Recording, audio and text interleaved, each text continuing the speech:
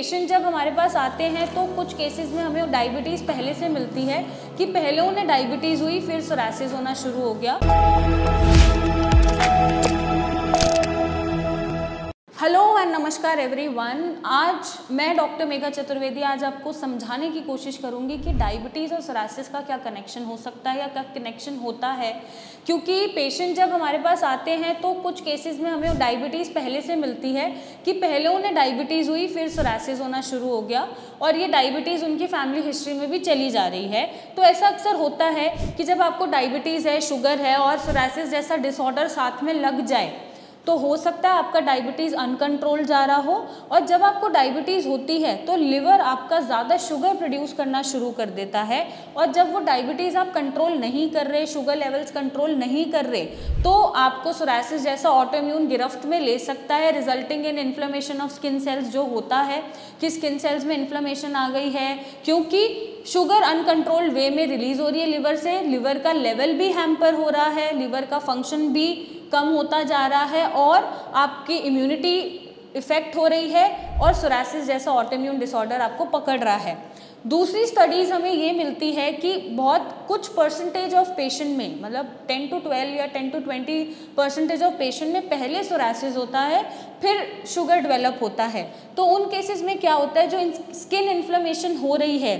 उस इन्फ्लेमेशन के चलते लिवर पे लोड ज़्यादा पड़ता है, क्योंकि लिवर आपका इम्यून रिस्पॉन्सेज में रिस्पॉन्सिबल होता है। शुगर वो ज़्यादा रिलीज़ करता है और इंसुलिन की इनसफिशिएंसी क्रिएट कर देता है। तो इंसुलिन की इनसफिशिएंसी की वजह से भी आपको डायबिटीज़ टाइप 2 हो सकता है, या फिर हो सकता है आपकी बॉडी इंसुलिन रेजिस्टेंट हो रही है। तो जब इंसुलिन सफिशिएंसी है उसका सिंपली मतलब होता है कि इंसुलिन ही कम रिलीज हो रहा है, आपके शुगर लेवल मेटाबोलाइज नहीं हो रहे, ढंग से रेगुलेट नहीं हो रहे, वो ब्लड में ही घूम रहे हैं और आपका शुगर लेवल हाई हो रहा है, ब्लड ग्लूकोज लेवल आपको बढ़े हुए दिख रहे हैं। और इंसुलिन रेजिस्टेंस का मतलब ये होता है कि इंसुलिन भरपूर मात्रा में निकल रहा है लेकिन आपकी ब्लड सेल्स में वो एब्जॉर्ब नहीं हो पा रहा है, मेटाबोलाइज नहीं हो पा रहा है और उसका रेगुलेशन हैम्पर होता जा रहा है। तो दोनों ही सूरतों में गलत है। अगर पहले से सोरासिस से पहले भी अगर शुगर है तो वो भी कंट्रोल करनी ज़रूरी है, और अगर आपको सोरासिस है तो आपको मेक श्योर करना है कि आप ज़्यादा कार्ब्स इनटेक ना करें, ज़्यादा शुगर इनटेक ना करें, ताकि आपका लिवर ज़्यादा शुगर रिलीज़ ही ना करे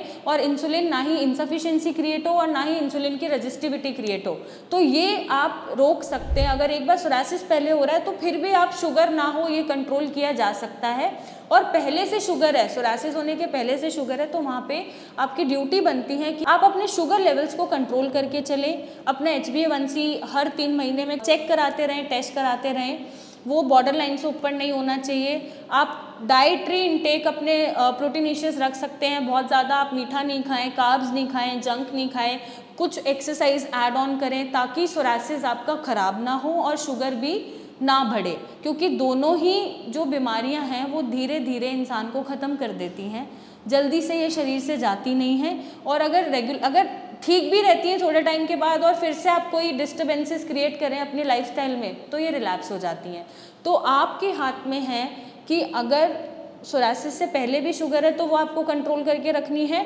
और अगर शुगर बाद में हो रही है सोरासिस के बाद भी तो वो भी कैसे ठीक करी जाए, ये आपको सही ट्रीटमेंट या सही गाइडेंस के माध्यम से कंट्रोल करके रखना है। पेशेंट की अक्सर यही क्वेरी होती है, मेरा खाना बंद करा दिया, मुझे मीठा नहीं खाने दे रहे, बाहर का नहीं खाने दे रहे, चटपटा नहीं खाने दे रहे, मिर्ची नहीं खाने दे रहे, मैं चावल नहीं खा सकता। तो आप ये समझिए कि धीरे धीरे जो साइलेंट किलर चल रहा है सोरासिस के साथ शुगर का,